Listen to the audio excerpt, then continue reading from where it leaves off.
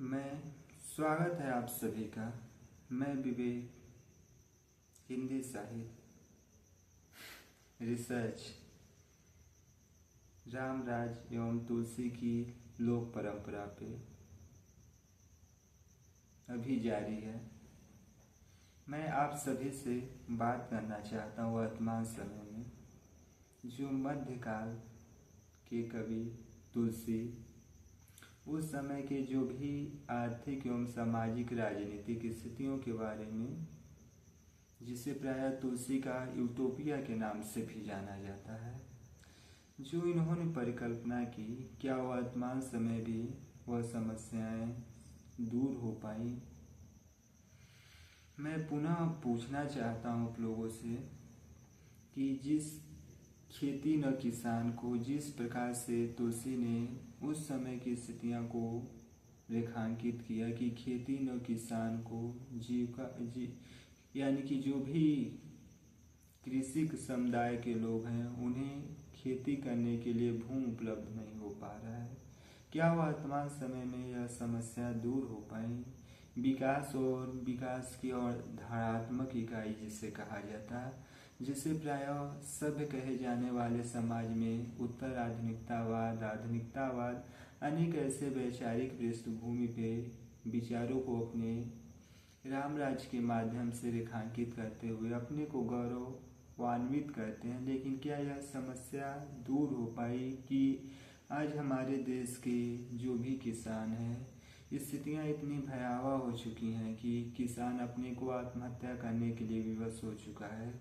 तो क्या यह प्रशासनिक और जो भी प्रशासनिक व्यवस्थाएं विफल कहा जा सकता है। स्वयं विचार करें। जिस मध्यकाल में खेती को लेके तुलसी समस्याएं उत्पन्न कर रहे थे, वर्तमान समय में वह समस्याएं उससे विकराल रूप से हो चुकी हैं। लेकिन आज वर्तमान समय में हमारा ध्यान उस पर रेखांकित ही नहीं होता है। खेती न किसान को बनिज नहीं, यानी कि जो भी व्यापार संबंधित लोग हैं, क्या वह सरकार के जो भी टैक्स विभाग के दौरान विभिन्न प्रकार के करों को वसूला जाता है, उन करों के माध्यम से उन्हें बार बार परेशान किया जाता और प्रायः अंतर्राष्ट्रीय बाजार में इनके उत्पादनों का जो भी उत्पादन या बना रहे हैं, क्या उससे अपने उत्पादन की तुलना कर पा रहे हैं, नहीं कर पा रहे हैं। क्या यह हमारी सफलता की श्रेणी कही जाए या विफलता की श्रेणी कहा जाए। जो भी युवा पीढ़ी के लोग हैं, जो भी छात्र एवं छात्राएं हैं, प्रायः बेरोजगारी एक ऐसी समस्या है जिसे हर भारतीय या हर वैश्विक स्तर पर भारतीय लोग इसे हर रूप में कहीं ना कहीं अपने जीवन में दंश झेलते हैं। क्या आज बेरोजगारी की समस्याएं समाप्त हुई? कुछ भी नहीं हुआ और इन सभी से परेशान होकर लोग आपस में प्रायः विचार विमर्श कर रहे हैं कि जीविका को कैसे चलाया जाए। और हम ढोल डमरू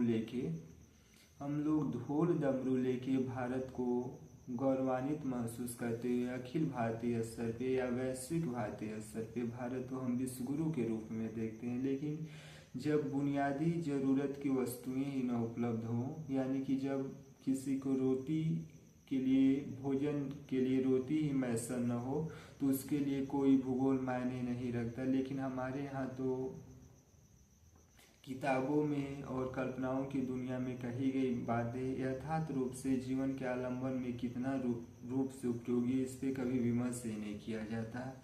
मैंने ये भी देखा कि मनुष्य प्रायः भाषा का निर्मित के माध्यम से अनेक प्रकार के ऐसे विचारों और विमर्शों को व्यक्त करते, जैसे संपूर्ण जीवन ही उन विचारों के परिधि में चलती है।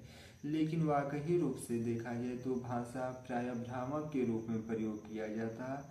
मैं पूछना चाहता हूँ कि विकास की पूरी प्रक्रिया के दौरान आपने कहाँ चूक की कि आज़ादी की इतने वर्षों के उपरांत जो मध्यकाल का एक कवि उस समय की यूटोपिया और समाज का यथार्थ रूप प्रस्तुत कर रहा था, उस यथार्थ रूप का भी समस्या का समाधान आज हम 20वीं शताब्दी पार कर चुके हैं, उसमें भी हम नहीं कर पाए। तो क्या वाकई अपने आप में त्रासद स्थितियाँ नहीं कही जा सकती हैं।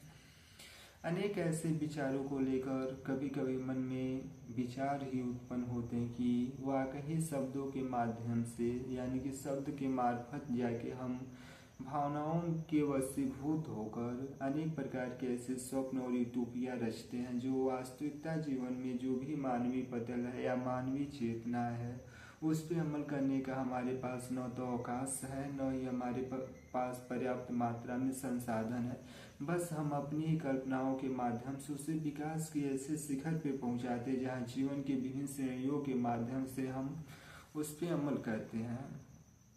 सोचिए कि एक मध्यकाल का कवि जो उस समय की स्थितियों का वर्णन कर रहा है और वर्तमान समय में वही स्थितियां आज भी बनी हुई हैं, तो क्या हम इसे विकास की या विकसित भारत की रूपरेखा के रूप में कह सकते हैं?